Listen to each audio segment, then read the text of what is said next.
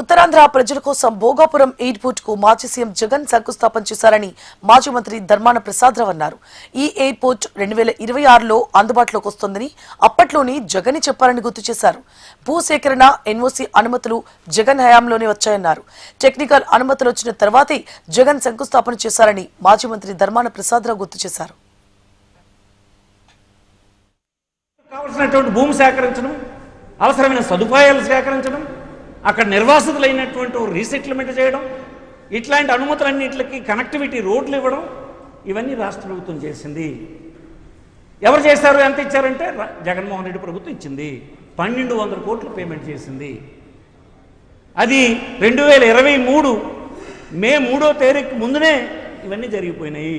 ఇవాళ ప్రధానమంత్రి గారు తీసుకొచ్చి ఈ ప్రాంతంలో నేను చేస్తానని చెప్పే ప్రయత్నం మీరు చేస్తున్నారు. అది కాదు, మిగతా విషయాలు చెప్పండి. మీరు ముఖ్యమంత్రి అయినప్పటి నుంచి చెప్తారు ఒక కోస్టల్ రోడ్డు అయిపోతుందని. ఎక్కడుంది? స్వయంగా కేంద్ర మంత్రి ప్రకటించినటువంటి కనెక్టివిటీ రోడ్నే మీరు 2 సంవత్సరాలు ఎక్కడా లేదు. ఈవేళకి డిపిఆర్స్ లేవు, టెండర్ పిలవలేదు, కనీసం పనులు ప్రారంభించలేదు. మీ వైఫల్యం కాదా? ఈవేళ సిటీలో ప్రజలందరూ ఈ ఎయిర్పోర్ట్ మాకు అక్కర్లేదు అనే స్థితికి వచ్చినారంటే కేవలం మీ వైఫల్యం వల్ల.